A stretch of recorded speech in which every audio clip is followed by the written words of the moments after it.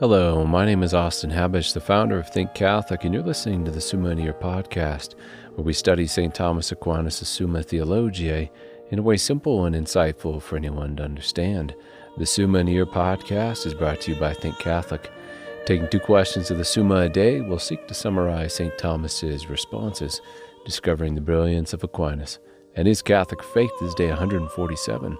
So let's get started. We're covering today questions 58 and 59 of Secundae, that is, of justice and of injustice. The translation that I always use in these podcasts is the one generously provided to me by Ave Maria Press, the 5 volumes set translated by the Fathers of the English Dominican province, which you can now get at a discounted price from Ave Maria Press' site by typing in the code Summa 10. And so here we go. Article 1, whether justice is fittingly defined as being the perpetual and constant will to render each one his right.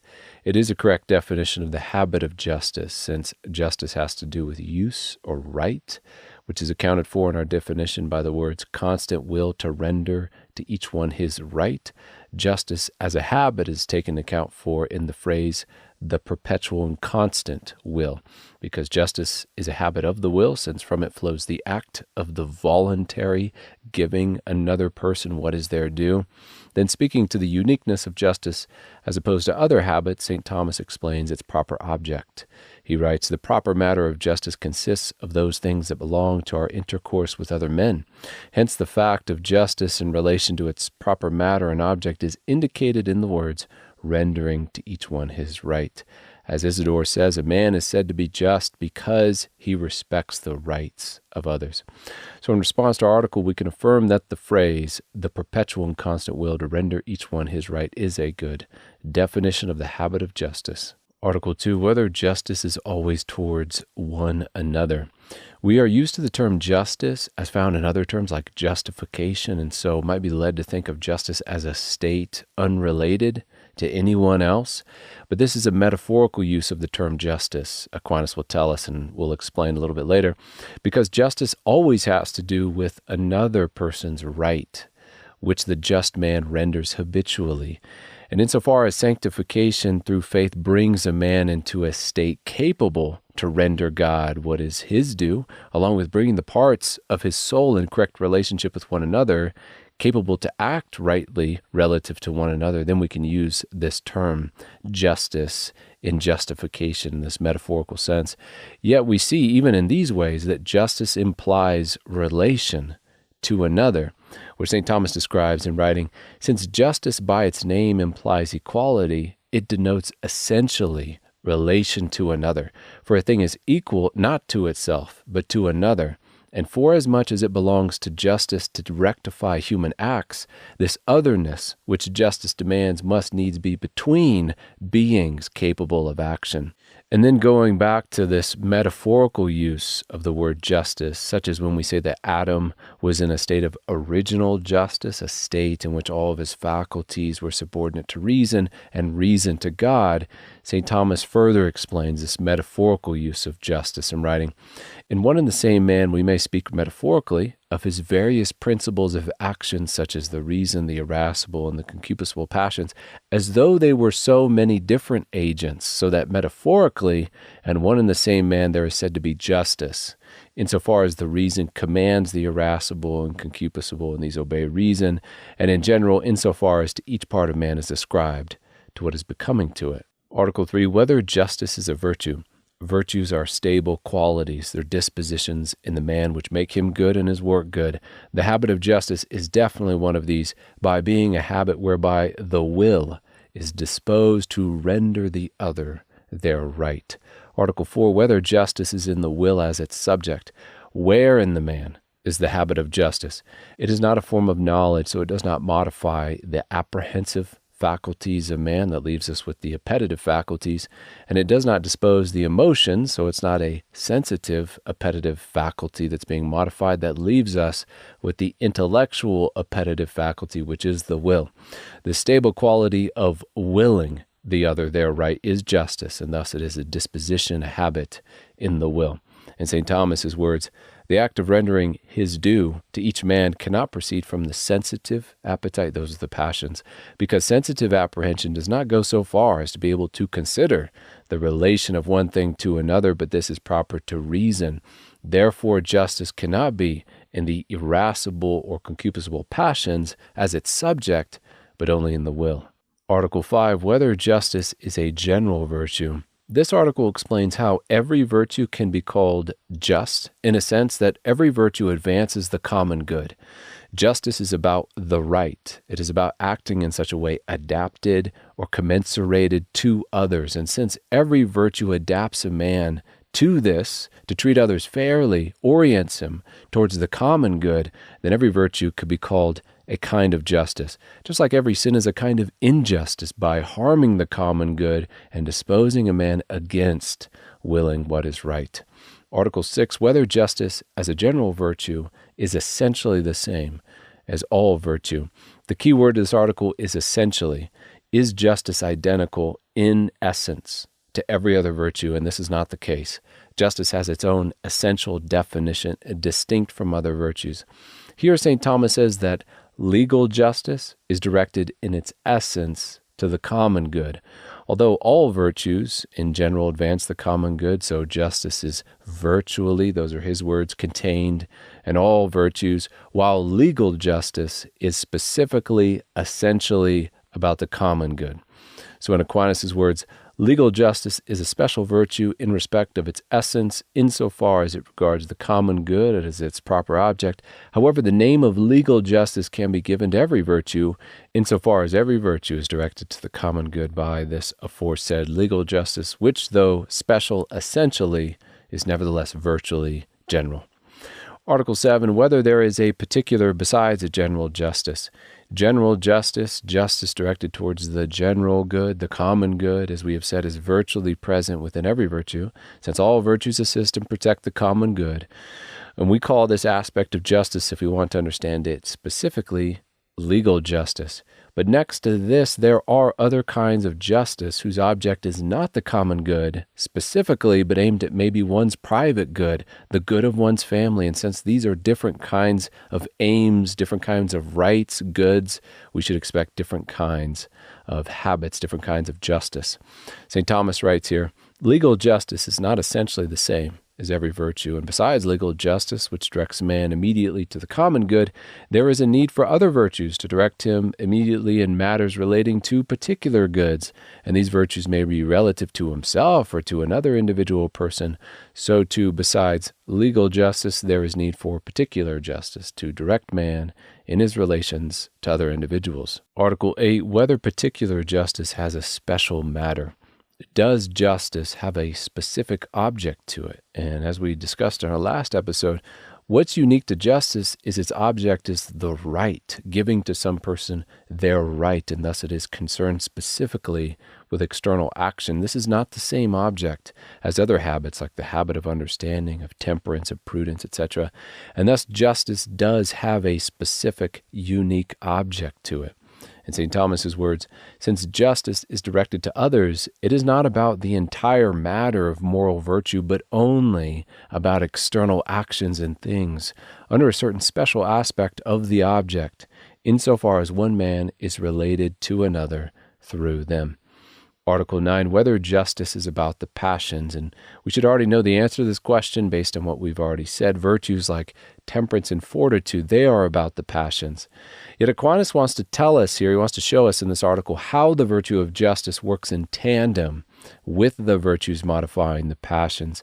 And that is described in these words from St. Thomas, which we will then explain. External operations are, as it were, between external things, which are their matter, and internal passions, which are their origin. Now it happens sometimes that there is a defect in one of these, without there being a defect in the other. Thus a man may steal another's property, not through the desire to have the thing, but through the will to hurt the man, or vice versa. A man may covet another's property without wishing to steal it. Accordingly, the directing of operations insofar as they tend toward external things belongs to justice, but insofar as they arise from passions, it belongs to the other moral virtues, which are about the passions. So, a man's failure in virtue regarding the passions, that might lead him to covet another man's car. But this is a moral failure stemming from a vice in the passions, which unless a man take action upon, does not bleed into an act of injustice.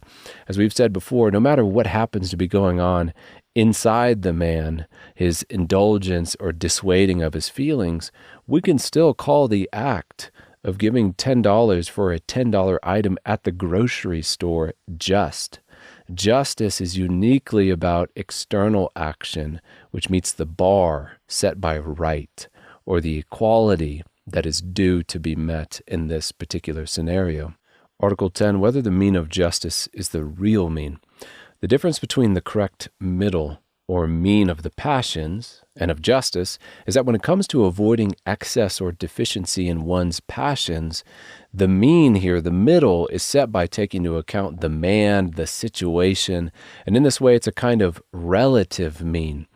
But the mean set by justice, since it is concerned with external action and with acting in conformity of the right due to another, it has a more objective nature to it. Like again with our example of the grocery store, everyone owes $10 for this $10 item in a way irrespective of the individual, unless, of course, there is some positive law saying that the impoverished, for example, can pay less or something like that. This mean is termed the real mean. St. Thomas says, justice consists in a certain proportion of equality between the external thing and the external person. Equality is the real mean between greater and less. Therefore, justice observes the real mean. Article 11, whether the act of justice is to render to each one his own. And having covered this already in a lot of ways, we'll simply quote St. Thomas. He writes, the matter of justice is an external operation insofar as either it or the thing we use by it is made proportionate to some other person to whom we are related by justice. Now each man's own is that which is due to him according to equality of proportion. Therefore, the proper act of justice is nothing else than to render each one his own. Article 12, whether justice stands foremost among all moral virtues. Is it the best virtue among moral virtues like temperance and fortitude? And it is better than the virtues which modify the passions or sensitive appetite, because justice modifies the intellectual appetite, which is the will. So justice is better than other moral virtues in that its subject, the will, is a more exalted faculty. Justice is also, in a way, the aim of the other moral virtues. We are not temperate or courageous to no purpose, but in order to act justly, to render the right to God and to neighbor. And just as the end is more exalted than the means to that end, also from this perspective, justice is the foremost among the moral virtues. And now we turn to question 59 of Injustice, Article 1, whether injustice is a special vice. If we take justice in the sense of a particular virtue, rendering to another his or her due, then the vice opposed to it, which is injustice, will be unique as well, and is defined by Aquinas in these words: we speak of injustice in reference to an inequality between one person and another, when one man wishes to have more goods, riches, for example, or honors, and less evils such as toil and losses, and thus injustice has a special matter, and it is a particular vice opposed to particular justice. Article 2, whether a man is called unjust through doing an unjust thing. Justice is an action, but it can also be a quality or habit through which the action passes through, and the telltale sign that the man doing the act has the habit which corresponds to it is, as St. Thomas says, when the action done has a pleasantness to it, which gives away that that act is stemming from a corresponding habit. Virtuous men rejoice in virtuous acts, and this is important to understand. So, quoting St. Thomas, he writes, an injustice may sometimes arise from a passion, for instance, anger or desire, and sometimes from choice, for instance, when the injustice itself is the direct object of one's complacency. In the latter case, properly speaking, it arises from a habit, because whenever a man has a habit, whatever befits that habit is of itself pleasant to him. But a man may do what is unjust unintentionally or through passion without having the habit of injustice. Then describing for a moment with a little bit more detail what St. Thomas means by unintentional injustice, which may also not stem from habit. Take the example, if a man intends to give a $10 bill for the $10 item, but he accidentally hands a $5 bill and no one notices, including the man himself, this is unjust. His action is not equal to the right due to the store employee to receive $10 for this $10 item. Yet the man who has done such a thing unknowingly should not be called unjust himself, since he does not possess, in this case, in this example, the habit of injustice. Article 3, whether we can suffer injustice willingly, keeping in mind that justice in this most strict sense is rendering to the other their right, rendering to the other their due. If a man give more to another than is due, this is beyond justice. And if a man voluntarily allows himself to receive less than he is due, both of these are examples of willingly suffering injustice. This is how Aquinas understands our question, and is a brief summary of his response, based again on the strict mathematical component of justice, but allowing him to speak for himself. St. Thomas writes, "The proper principle of action in man is the will, wherefore man does properly and essentially what he does voluntarily. We must conclude that properly and strictly speaking, no man can do an injustice except voluntarily, nor suffer an injustice save involuntarily. But that accidentally and materially, so to speak, it is possible for that which is unjust in itself either to be done involuntarily, as when a man does anything unintentionally, that was our store example, or to be suffered voluntarily, as when a man voluntarily gives to another more than he owes him.